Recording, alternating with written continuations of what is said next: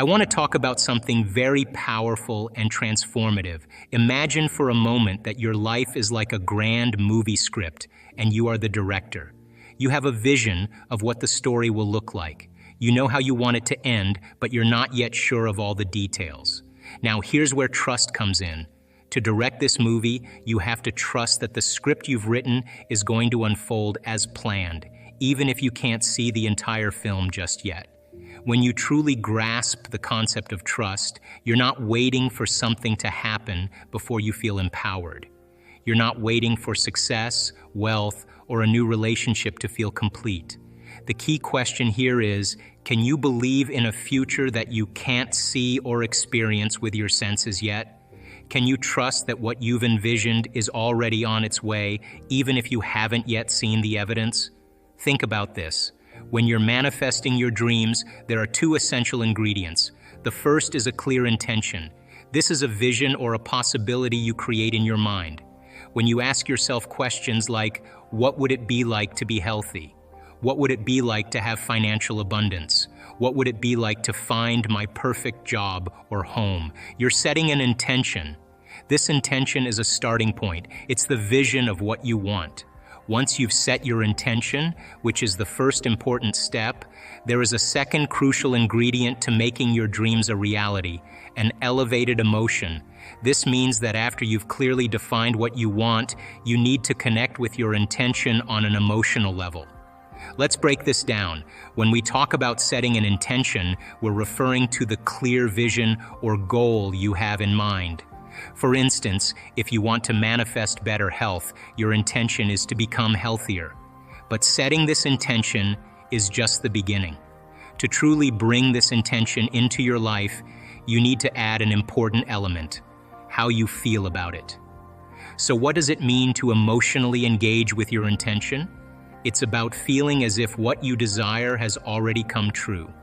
Instead of just thinking about your goal, you need to start experiencing the emotions associated with achieving it.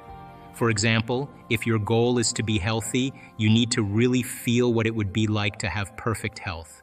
Imagine how wonderful it would be to wake up every morning with energy and vitality, free from any aches or pains. Picture yourself moving easily, enjoying life fully, and feeling joyful about your well-being. You need to get into the habit of feeling this way, as if it's already happening. This feeling is what we call an elevated emotion. It's a higher, more positive emotional state that aligns with your goal. To make this clearer, think of a time when you've been really excited or happy about something in your life. Maybe it was a special event, a personal achievement, or a great experience. Remember how vibrant and alive you felt during that time. That's the kind of emotion you need to bring into your current intention. It's about recreating that excitement, joy, and vitality now, even before your goal has physically manifested. When you focus on feeling the emotions associated with your goal, you are sending a powerful signal to yourself and the universe. This signal helps to align your internal state with the reality you wish to create. In other words, when you feel healthy, joyful, and full of life, you are more likely to attract and manifest those same qualities into your life. Here's how you can start practicing this. First, find a quiet space where you can sit comfortably and relax. Close your eyes and take a few deep breaths to calm your mind and body. Next, start visualizing your goal. Picture yourself as healthy and full of energy. Imagine every detail, how you move, how you feel, and how your life is different because of this health. As you visualize, focus on how you would feel if your goal were already achieved. Try to tap into those feelings of joy, vitality, and well-being. Let these emotions fill you up completely. It might help to think of things you are grateful for or experiences that make you feel happy and alive. Your brain and body need to align with this future vision. You have to teach your body how to feel emotionally about the future before it becomes a reality. This emotional alignment is crucial because it creates a chemical and emotional state in your body that mirrors the future you're aiming to achieve. So, let's break this down. You start by clarifying your vision. Let's say you want to travel the world and work in a job that you love. You need to be specific about what you want. Imagine the details: traveling to beautiful places, having excellent benefits, working with amazing people, and being creatively fulfilled. The more detailed and vivid your vision, the more your brain begins to work in new ways. As you get clear on these details, your brain starts to change. It begins to operate differently because it's focusing on a new future rather than repeating old patterns from the past. When you combine a clear intention with an elevated emotion, you create a powerful electromagnetic field. Your thoughts are like an electrical charge, and your feelings are the magnetic charge. Together, they broadcast a signal into the quantum field, which influences the atoms and events in your life. The challenge lies in maintaining this vision despite the conditions around you. It's easy to be influenced by your current environment or by your past experiences. Most people's brains are wired to reflect their past experiences, and if they feel the same way every day, it means they're anchored to their past. To truly change, you have to be defined by a vision of the future, not the memories of the past. Now, here's where the concept of trust becomes essential. Can you maintain your vision independent of external conditions, your emotional habits, and the passage of time? This is where greatness lies. It's about consistently investing your energy into the future you envision, no matter what's happening around you. Recent research in neuroscience and neuroplasticity shows us that we can actually change our brain to make it look like the desired future has already occurred. This means you can begin to emotionally embrace a future reality, to the point where you fall in love with it. Your body, as your unconscious mind, starts to believe that it's living in that future reality in the present moment. This is crucial because it helps you signal new genes and create changes in your body as if the experience has already happened. One of the most difficult aspects of creating change is overcoming the physical sensations and limitations of the body. If you're feeling unwell or stuck in old patterns, it's essential to be able to think greater than how you feel. Your body should not dictate your reality. Instead, you must train yourself to think and feel in a way that aligns with your vision of the future. Changing deeply ingrained patterns takes time and effort. If you've been mismanaging your energy and emotions for years, it's unrealistic to expect immediate results. It took years to create certain conditions, so it will take time to reprogram them. This process requires repetition, understanding, and consistency. It's not about doing a meditation for a couple of days and expecting instant healing. It's a journey of consistent practice and belief. Imagine this process like fishing.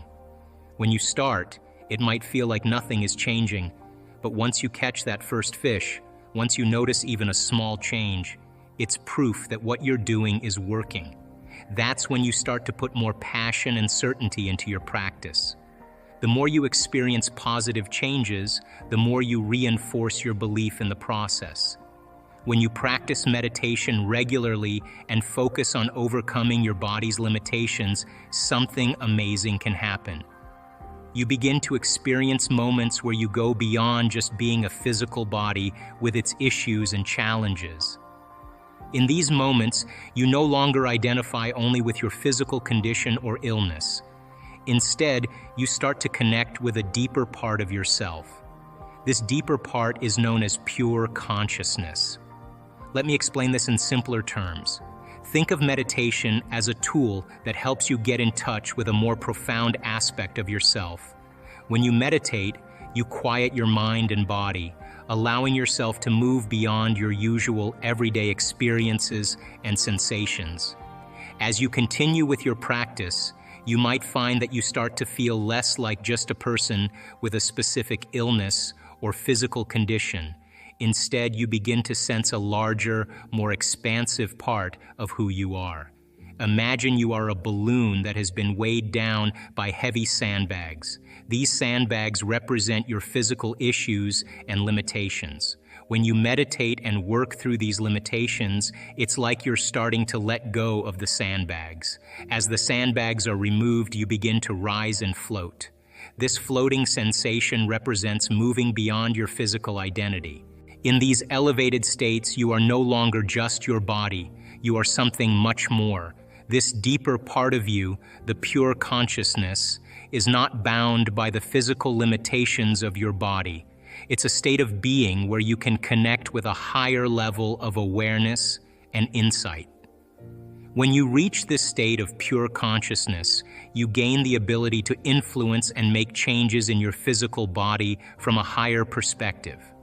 To put it simply, when you are connected with this deeper, more expansive part of yourself, you have the power to affect your body in ways you might not have thought possible before.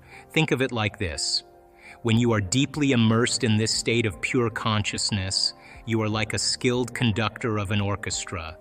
Instead of just being one instrument in the orchestra, your body, you are now the conductor who can guide and direct the entire performance. You can influence how each instrument plays, creating a harmonious and beautiful piece of music. In the same way, when you are in this elevated state, you can direct and guide your body's processes and healing. This process isn't about ignoring or denying the physical challenges you might be facing. It's about shifting your focus from being overwhelmed by those challenges to recognizing that you have the ability to affect change from a place of higher awareness. It's like having a remote control that lets you adjust and fine-tune your body's responses and health from a place of inner clarity.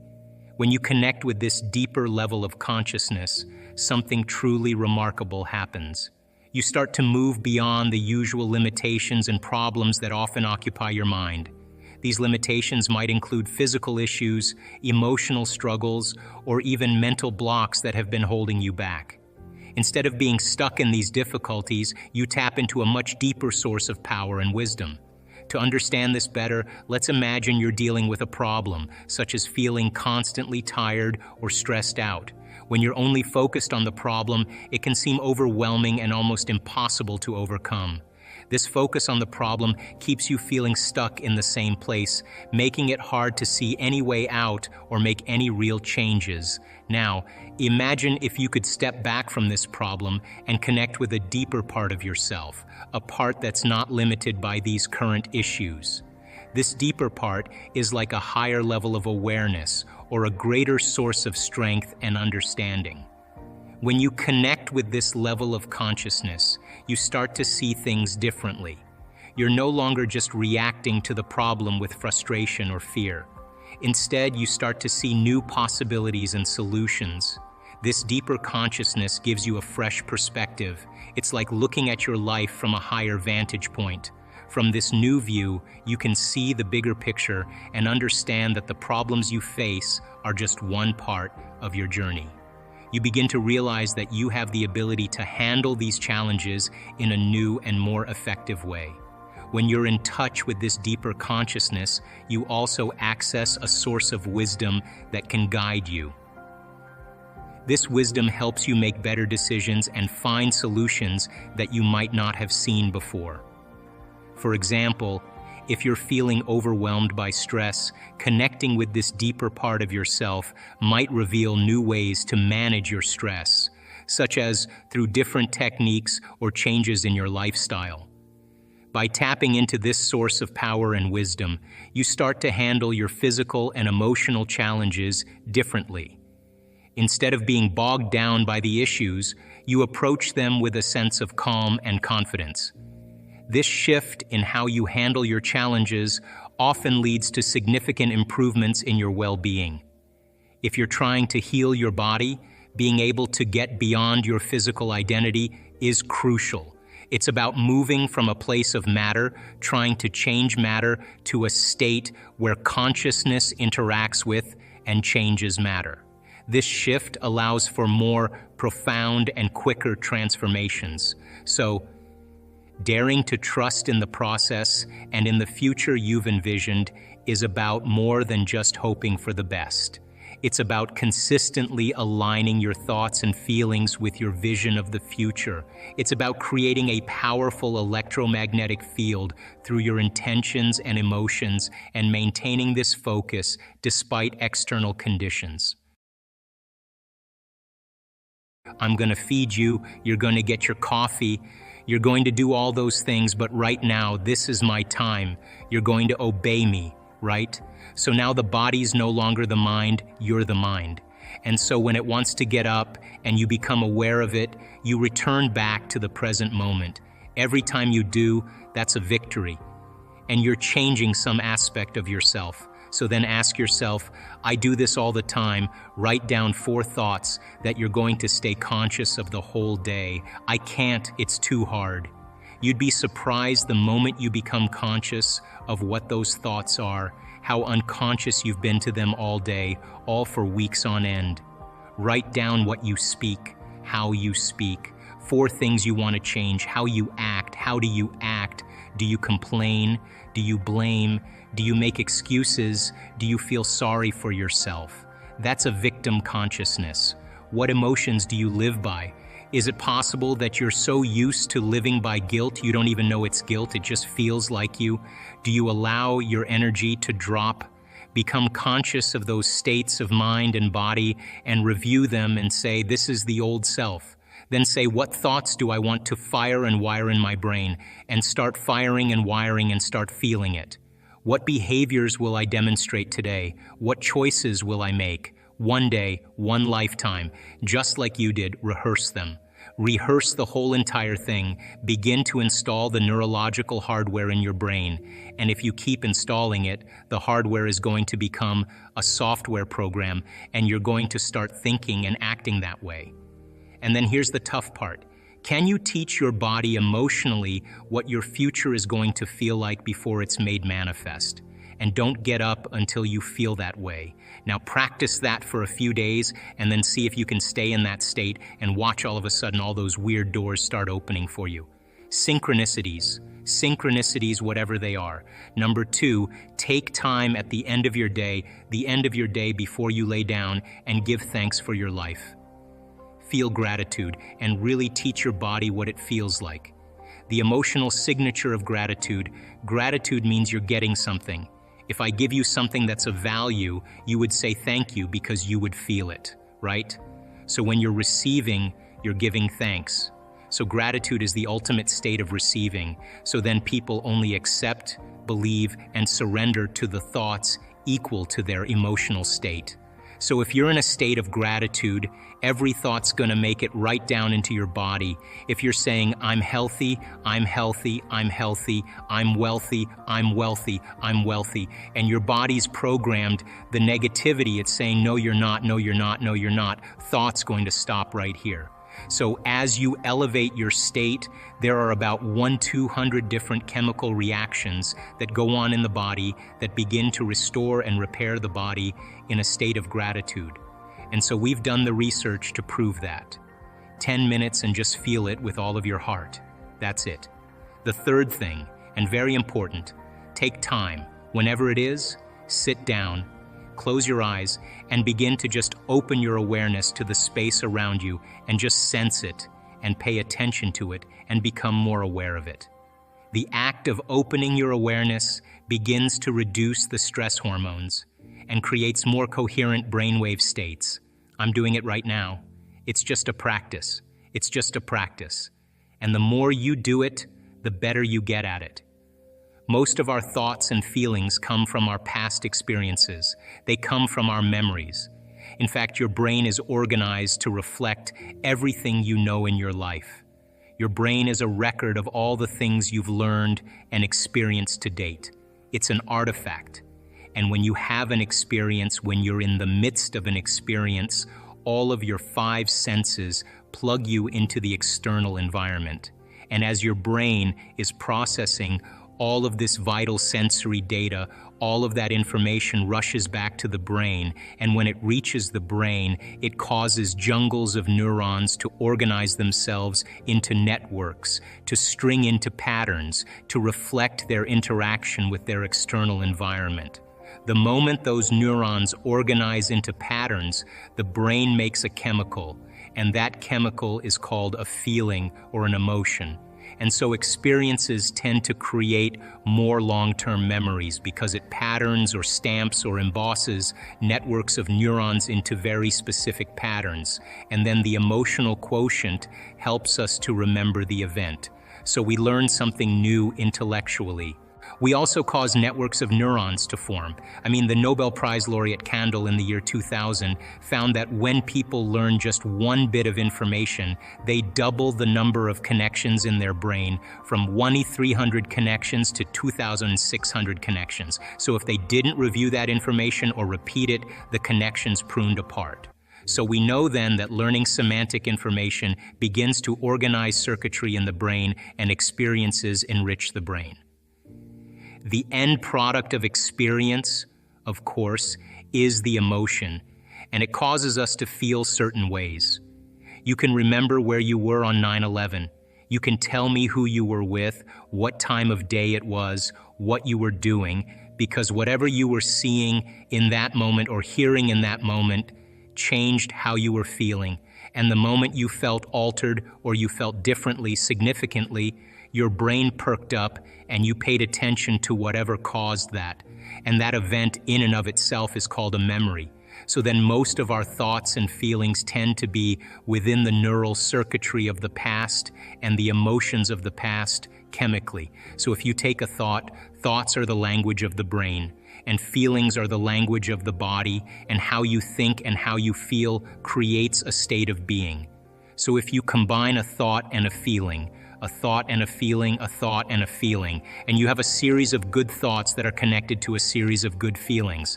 That cycle of thinking and feeling creates what's called an attitude. If you have a series of negative thoughts that are connected to some pretty bad feelings, you'll say, I have a pretty bad attitude today. So if how you think and how you feel creates a state of being, then attitudes are just shortened states of being. You feel good in the morning, you feel bad in the afternoon. If you take an attitude, an attitude, an attitude, and you begin to string attitudes together, when you combine an attitude, an attitude, an attitude, you start to form what's called beliefs.